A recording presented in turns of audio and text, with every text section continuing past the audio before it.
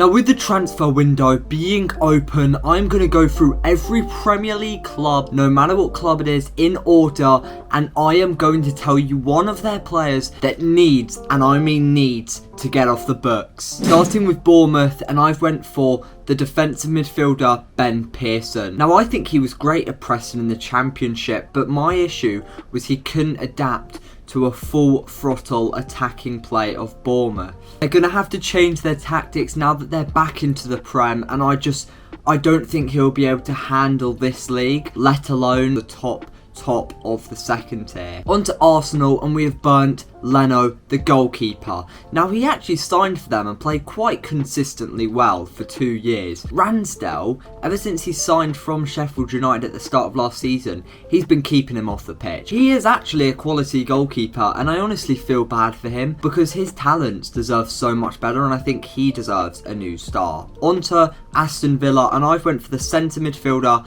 Sanson. Now, he moved last season from Marseille. He was actually quite a high profile player and has either not played because of constant injuries or because he's not been the gaffer's liking, whether it's Steven Gerrard or Dean Smith. None of them have been a fan. He's not settled in Birmingham, and I'm sure they both want to end this short horror placing. On to Brentford, and I've put the striker named Goodos. The Iran attacker has no place in the squad and is not progressing his career. It's as simple as that. With Brentford clearly wanting to save money, this move would be ideal. On to Brighton, and we have the centre midfielder Adam Lallana. Now, he started off last season actually quite well, getting a couple goals, getting a couple assists, but then he got injured and he just came back, hardly played, and when he did, he was quiet as ever. Only the injuries have been hitting the headlines lately, and with being the highest owner on £90,000, fair play to Brighton for keeping the wage bill that low, but still, getting off the books is a must for them. On to Chelsea, and we have the left winger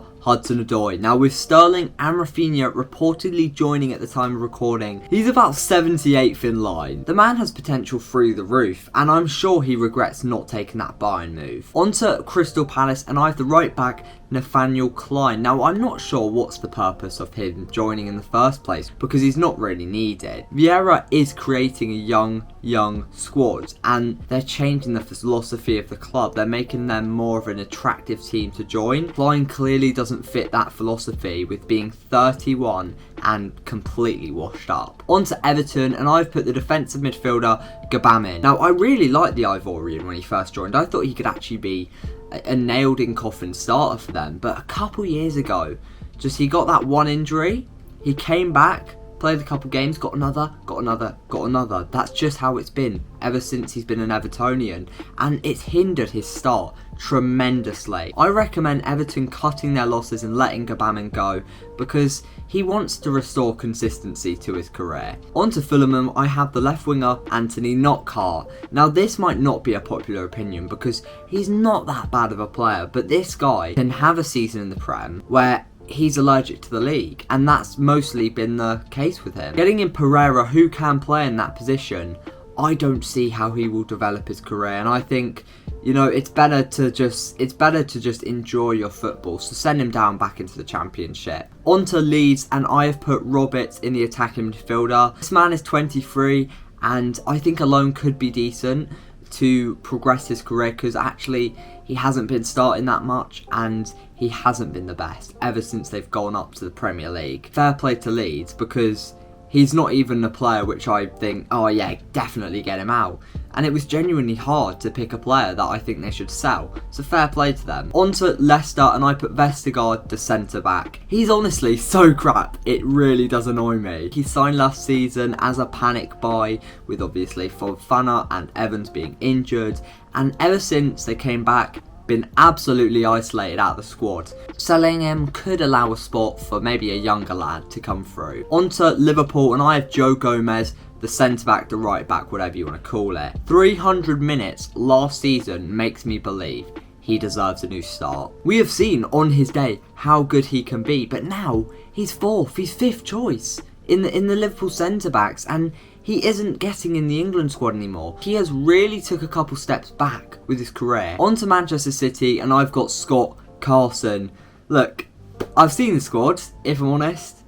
every player plays a massive part. So, you know, if you're going to sell someone, get Scotty a move to Real and give him a final hurrah. On to Manchester United, and I have Telles, the left back. I have to say, I was a massive fan of this guy, and I really have been rooting for him. Ever since he's joined though, it's been a whole different story. We have not seen the best of him on the pitch and even off. He's consistently slowing down the pace, and that Malacia player arriving who can play at a left back position, there's just, it confirmed there's no space for him unless he wants to be third choice. And really, don't we want Alvaro Fernandez to be third choice? On to Newcastle, and I've got Jeff Hendrick, who is the midfielder. Since joining on a free from Burnley, he has been a consistent 5 out of 10 player, which is a bad thing. I don't know why I'm saying it like, yeah, you know what, he's been that. But no, that's bad, guys. It's a bad thing. And when he plays, he is clearly not good enough where the Toons want to actually be. Simple. It means he has to go. On to Nottingham Forest, and I've got Graben, the striker. This will be hated because he was one of Nottingham Forest's top scorer last season. But hear me out, because I genuinely do have logic. This man is allergic to the Premier League. He cannot provide in this league, and in order to be a Premier League club, then you have to get those players who aren't ready for it or aren't good enough out and replace them with ones who are. On to Southampton, and I've got Walcott, the left winger.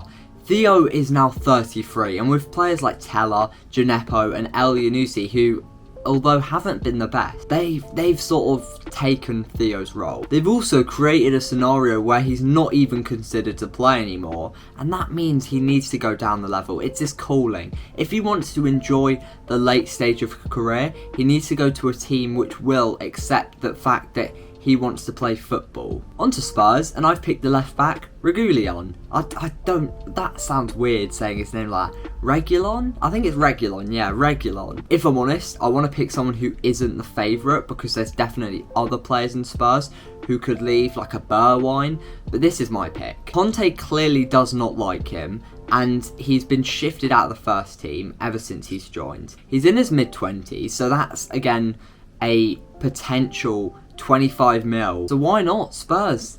Don't you want to sign some more players? Get the money in. On to West Ham, and I've got Issa Diop, the centre-back. When he came from Toulouse, I knew everything about him. That was back when Lafont was at Toulouse. And Issa Diop, he was going to be the #1 France centre-back. Look at him now. Lafont was going to be the #1 French goalkeeper. And they were both such wonder kids. Ever since he's joined, the opposite has happened. I thought we could have potentially seen him signing for United in the next couple of years and being a potential captain for us. But the more seasons he's played for West Ham, the less he's played. It's as simple as that. And with Aguiar joining, I'm a massive fan of him, by the way. He's the lowest in the pecking order. On to Wolves, our last team of the video, and I've picked Den Donker, who can play centre-back, he can play attacking midfielder, he can play centre midfielder, and he can play defensive midfielder. Pretty versatile. When he first joined, he had potential, don't get me wrong. He was in his lower 20s and he had that room to improve.